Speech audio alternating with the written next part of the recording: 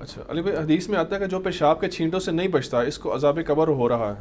تو اکثر بچوں والے گھر ہوتے ہیں، بستر پر پیشاب کر دیتے ہیں بچے، تو وہ جس طرح میٹرس ہوتے ہیں جذب ہو جاتی ہیں ان میں چیزیں، اس وہاں پہ نجاست کو کس طرح سے دور کریں؟ یہ بالکل ڈفرینٹ چیزیں ہیں دو، آپ جن کو جوڑنے کی کوشش کر رہے ہیں. وہ بخاری مسلم میں حدیث ہے کہ آپ علیہ السلام ایک جگہ سے گزر تھے، قبر والوں کو عذاب ہو رہا تھا. آپ نے فرمایا کہ ایک چغلی کھاتا تھا، دوسرا پیشاب کے چھینٹوں سے نہیں بچتا تھا. ایک ٹہنی کے 2 ٹکڑے کر کے آپ علیہ السلام نے قبروں پہ ڈال دیے. فرمایا جب تک یہ ہری رہیں گی عذاب میں تخفیف ہوتی رہے گی. پیشاب کے چھینٹوں سے نہیں بچتا تھا یعنی وہ خود نہیں بچتا تھا. یعنی ایک نماز پڑھنے والا بندہ پیشاب کرتا ہے اور پیشاب کے چھینٹوں سے نہیں بچتا اور اپنے ناپاک کپڑوں کے اندر وہ نماز پڑھتا ہے ناپاک جسم کے ساتھ، یا وہ نماز پڑھتا ہی نہیں ہے، تو یہ صورت میں ایک کپڑے آپ نے پہنے ہی نہیں ہوئے ہیں، ٹھیک ہے جی، اور اس پہ پیشاب کے چھینٹے لگے ہیں، اس پہ تو کوئی عذاب نہیں ہے. ٹھیک ہے، وہ 10 سال تک پڑے نے کپڑے، آپ کا کیا لیتے دیتے ہیں؟ جب تک آپ نماز کے لیے کیوں کہا جاتا ہے کہ نماز پڑھنے کے لیے وہ جگہ پاک ہو جہاں پہ آپ نماز پڑھ رہے ہیں، آپ کے اپنے کپڑے پاک ہوں. یہ کیوں آپ کو بتایا جاتا ہے؟ ورنہ تو کہا جائے کہ مسلمان کے گھر میں ہر چیز پاک ہونی چاہیے، یہ تو کہیں نہیں کہا گیا. الٹا بخاری مسلم میں حدیث ہے کہ مسجد بیت ہونی چاہیے، گھر میں ایک نماز کے لیے جگہ مخصوص کرو. وہ مخصوص کیوں کرو؟ کہ صرف اس ایک جگہ کی پاکی کا اہتمام کر لو. بچوں والے گھر میں پورے گھر کی پاکی کا اہتمام کرنا پاسبل ہی نہیں ہے، الا ہے کہ کوئی بہت وہمی ہو جائے. اور قرآن پاک نے کہیں نہیں کہا کہ آپ نے اتنا وہمی ہونا ہے. لا یکلف اللہ نفسا الا وسعہا.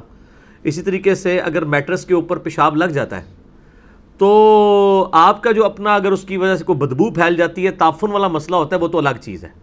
ٹھیک ہے، وہ تو بہت زیادہ ہو تو معاملات اس طرح کے ہوتے ہیں. وہ تعفن صرف پیشاب سے نہیں، وہ تو انڈا بھی گر جائے، سالن بھی گر جائے، انڈے کی بدبو جو ہے وہ بعض کا پیشاب سے بھی زیادہ بری ہوتی ہے. جو انڈے کی بدبو بعض میں برتنوں میں بھی ہوتی ہے، حالانکہ وہ انڈا تو پاک ہے.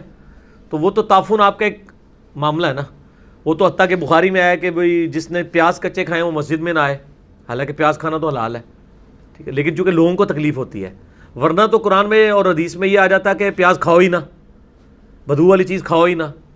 تو صرف ایک جگہ کے لیے روک دیا گیا. اس طرح پیشاب والا اور یہ سارے معاملات جس جگہ آپ نے نماز پڑھنی ہے اس کا تو آپ اہتمام کریں.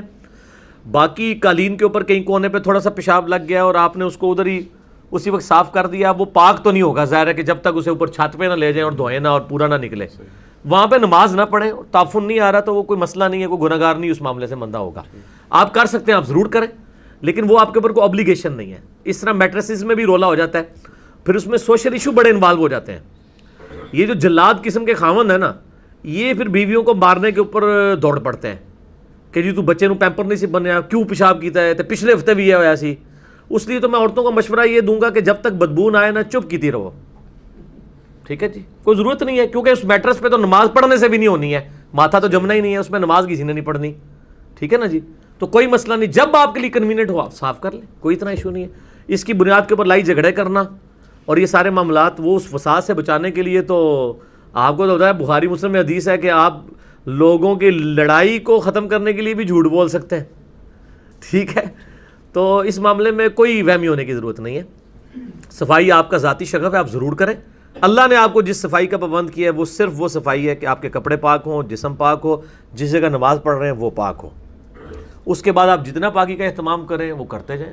آپ کو ٹائلٹ 10 دفعہ دھونا ہے 10 دفعہ دھوئیں، آپ کی مرضی ہے. اور یہ تو آج کے زمانے کے مسئلے ہیں.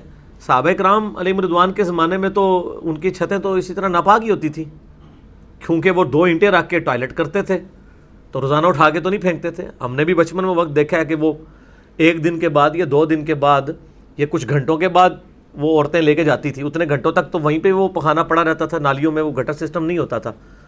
تو اب چونکہ ہم لوگ صفائی ستھرائی ہمیں گوروں نے فیسلٹیز ایسی دی ہیں کہ ہمارے صاف ستھرے باتھ روم ہو گئے، اس لیے ہمارے وہم بھی زیادہ بڑھنے شروع ہو گئے ہیں اور اس کی وجہ سے لوگ جو ہیں واقعی وہمی بھی ہو چکے ہیں. ٹھیک ہے، تو اس کے بارے میں وہ جو ابو داؤد میں ایک حدیث ہے کہ ایک عورت تھی، اس نے کہا یا رسول اللہ مدینہ شریف کی گلیوں میں بڑا گند بکھرا ہوا ہے اور میری چادر لمبی ہے وہ نیچے لٹکتی ہے تو وہ مجھے خطرہ ہی رہتا ہے ناپاک ہو جائے گی. آپ نے فرمایا کہ وہ ناپاک جگہ کے بعد پاک جگہ آتی ہے؟ کہا یا رسول اللہ آتی ہے. فرمایا اس سے بھی رگڑ کھاتی ہے؟ کھاتی ہے. تو فرمایا پاک ہو جاتی ہے. یعنی وہ وہم کوئی ختم، حالانکہ ٹیکنیکلی سپیکنگ وہ پاک ہو جائے گی. تو بس یہ وہم کو ختم کیا گیا، کیونکہ اسلام پھر اس طریقے سے چل نہیں سکتا، یہ امپاسبل ہے. آپ نے ایک حد تک بچنا ہے، بس اس سے زیادہ نہیں. ٹھیک ہو گیا. قرآن کی تلاوت کر سکتے ہیں اس میٹرس کے اوپر جو، کیونکہ نماز تو نہیں ہوگی اس پہ. ہاں جی، قرآن کی تلاوت وغیرہ یا قرآن پاک پڑھ سکتے ہیں وہاں پہ پھر بیٹھ کے؟ اس میٹرس کے اوپر؟ ہاں جی. اس کے اوپر ضروری ہے کہ آپ نے اسی کے اوپر بیٹھ کے پڑھنا ہے؟ آپ لگا سے بیٹھ کے ریلیکس ہو پڑھنا. بیٹھ. ہاں ظاہر ہے کوئی وہ قرآن پاک کے لیے تو یہ پروٹوکول نہیں ہے. ظاہر ہے قرآن پاک تو آپ سواری کے اوپر بھی بیٹھ کے پڑھ سکتے ہیں, آپ کہیں بھی پڑھ سکتے ہیں. یہ کہیں نہیں آیا کہ آپ نے جیسے کہا بیٹھ کے قرآن پڑھ رہے ہیں وہ جگہ پاک ہو. بہت اچھا ہے اگر پاک ہو. نماز کا یہ پروٹوکول ہے. قرآن پاک آپ زبانی بھی پڑھ سکتے ہیں, ٹھیک ہو گیا نا جی. نبی علیہ السلام, میں آپ کو مثال بھی دیتا, صحیح مسلم میں حدیث ہے, اما عائشہ کہتی ہیں میں حالت حیض میں ہوتی تھی. حیض والی عورت کیا ہوتی ہے؟ اور حضور میری گود میں سر رکھ کے قرآن پڑھا کرتے تھے. آپ ہوتے تو مشورہ دیتے کہ یا رسول اللہ علیہ وسلم قرآن ہی پڑھنا ہے تو ایک تقیر رکھ لو, وہ حیض والی عورت. ٹھیک ہے, تو یہ سارے اس طرح, اتنا کوئی اس میں نیٹی گیٹی سے نہیں ہے. ٹھنڈے ہو جاؤ. دین بہت آسانی ہے, جدھر ہیں ہم دیتے ہیں اللہ کے فضل سے, کہ واقعی آسانی ہے وہ.